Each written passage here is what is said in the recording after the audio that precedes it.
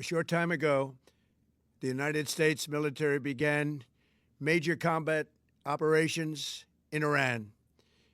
Our objective is to defend the American people by eliminating imminent threats from the Iranian regime, a vicious group of very hard, terrible people. Its menacing activities directly endanger the United States, our troops, our bases overseas, and our allies throughout the world. For 47 years, the Iranian regime has chanted death to America and waged an unending campaign of bloodshed and mass murder, targeting the United States, our troops, and the innocent people in many, many countries. Among the regime's very first acts was to back a violent takeover of the U.S. Embassy in Tehran, holding dozens of American hostages for 444 days. In 1983, Iran's proxies carried out the Marine barracks bombing in Beirut that killed 241 American military personnel. In 2000, they knew and were probably involved with the attack on the USS Cole. Many died. Iranian forces killed and maimed hundreds of American service members in Iraq. The regime's proxies have continued to launch countless attacks against American forces stationed in the Middle East in recent years, as well as U.S. naval and commercial vessels and international shipping lanes. It's been mass terror, and we're not going to put up with it any longer. From Lebanon to Yemen and Syria to Iraq, the regime has armed, trained, and funded terrorist militias that have soaked the earth with blood and guts. And it was Iran's proxy, Hamas, that launched the monstrous October 7th attacks on Israel, slaughtering more than 1,000 innocent people, including 46 Americans, while taking 12 of our citizens hostage. It was brutal, something like the world has never seen before. Iran is the world's #1 state sponsor of terror and just recently killed tens of thousands of its own citizens on the street as they protested. It has always been the policy of the United States, in particular my administration, that this terrorist regime can never have a nuclear weapon. I'll say it again, they can never have a nuclear weapon. That is why in Operation Midnight Hammer last June, we obliterated the regime's nuclear program at Fordow, Natanz, and Isfahan. After that attack, we warned them never to resume their malicious pursuit of nuclear weapons, and we sought repeatedly to make a deal. We tried.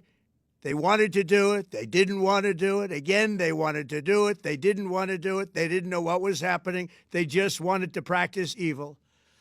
But Iran refused, just as it has for decades and decades. They've rejected every opportunity to renounce their nuclear ambitions, and we can't take it anymore. Instead, they attempted to rebuild their nuclear program and to continue developing long-range missiles that can now threaten our very good friends and allies in Europe, our troops stationed overseas, and could soon reach the American homeland.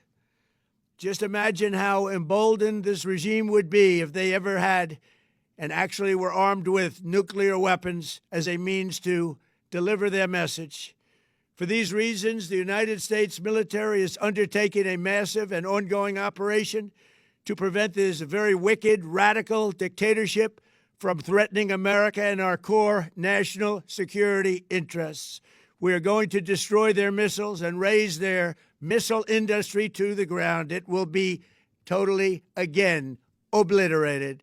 We're going to annihilate their Navy. We're going to ensure that the region's terrorist proxies can no longer destabilize the region or the world and attack our forces and no longer use their IEDs or roadside bombs, as they are sometimes called, to so gravely wound and kill thousands and thousands of people, including many Americans.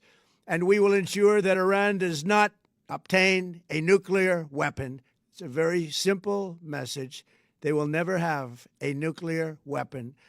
This regime will soon learn that no one should challenge the strength and might of the United States Armed Forces. I built and rebuilt our military in my first administration, and there is no military on earth even close to its power, strength, or sophistication. My administration has taken every possible step to minimize the risk to U.S. personnel in the region. Even so, and I do not make this statement lightly, the Iranian regime seeks to kill. The lives of courageous American heroes may be lost, and we may have casualties. That often happens in war.